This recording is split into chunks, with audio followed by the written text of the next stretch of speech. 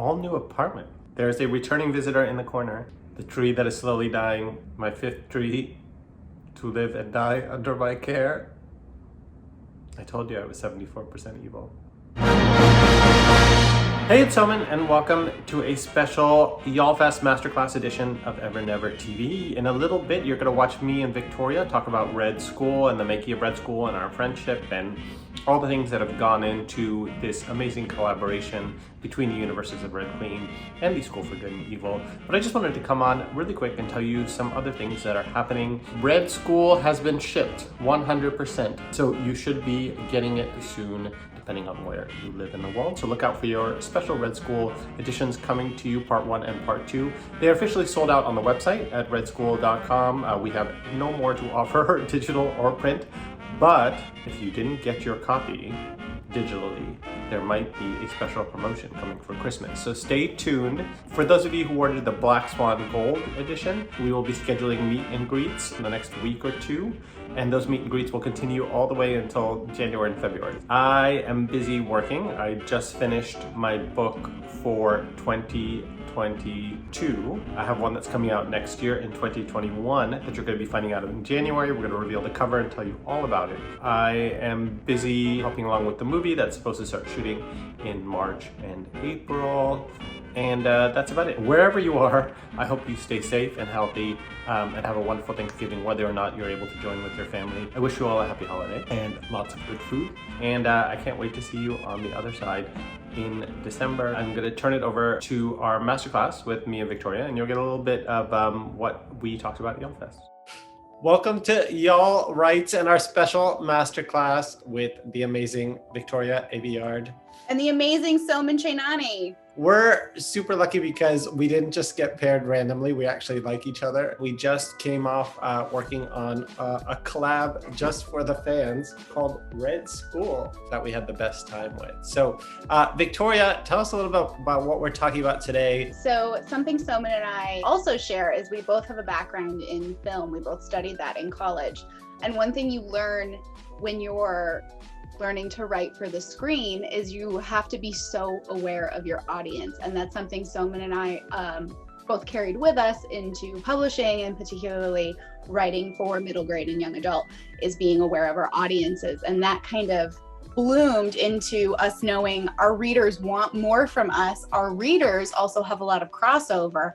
How can we service that? I mean, the interesting thing to think about how it all came about was because you and I were supposed to go on tour to the Philippines and Malaysia. We were going to do an Asia, Singapore, a big Asia tour pre-COVID. I think the reason we thought of it was because those audiences, and I'm sure there's some watching now, are insane.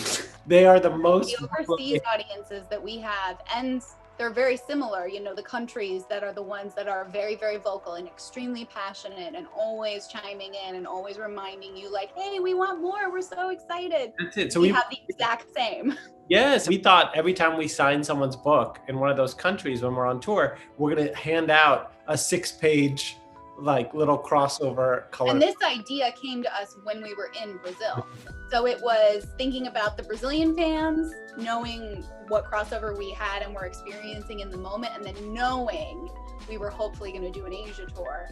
100%. And also I think when the tour was canceled, I think we didn't want to let go of the idea. And so luckily when I found Joel was just like willing to go with whatever the story accommodated. So I think, you know, when Jun and us were like working on the story, we thought maybe 24 pages, 16 pages, and then it ended up being 98, I think. Jun came up with such great ideas, and we should probably talk about how once we knew we wanted to do this, what the actual infrastructure was.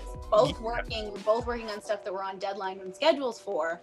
So we couldn't, you know, pump the brakes on everything and then dive in the way we would with one of our contracted books. I think also the perspective wouldn't have worked necessarily because I was series. You were a little distant from your series. I think if one of us had to take the lead on it, we would have been in trouble, I think. Whereas like, you know, Jun Sekiya, who was our co-writer on it, came with a bunch of concepts that were hilarious. One day maybe we'll do the other ones. They were really good. It was an Olympics one. Yes. characters compete in Olympics. But I think ultimately we realized we wanted something scarier. And have those really great climactic moments and set pieces that we both love to write, and we're really excited to get visually on the page. And so that's when I think he started thinking about the idea of the Red School, and we started putting all the characters together and looking at the relationships. Because we come from film, we also realized that part of servicing fans is giving them access to the story in new ways, right? And I think you have to trust talented people, you know, to work on stuff. With Joel, for instance, he spent 7 months on Red School, and so we gave him a lot of latitude, like to really go for it.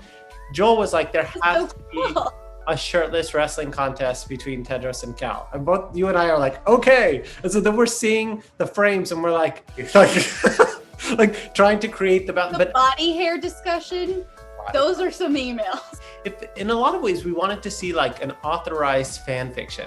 You know what I mean? Like, I can't speak to you, but my background is a lot of fan fiction in it. And I definitely got those vibes of the wish fulfillment and sort of the heightened emotions and just the excitement of having this sandbox and being able to know where the storyline goes for each of these worlds and being like, no, I'm going to go over to this room and explore for a little while. And I don't know, like, if there's copies left, which might not be, all of you should order from .com. Or Jun had to deal with getting out thousands and thousands of copies to the people who ordered that many. That was the forklift he had to rent. He had to rent a forklift, and he told me, he was like, I'm like, you need to send 25 copies to Victoria. He's like, I sent our sample copy to Istanbul.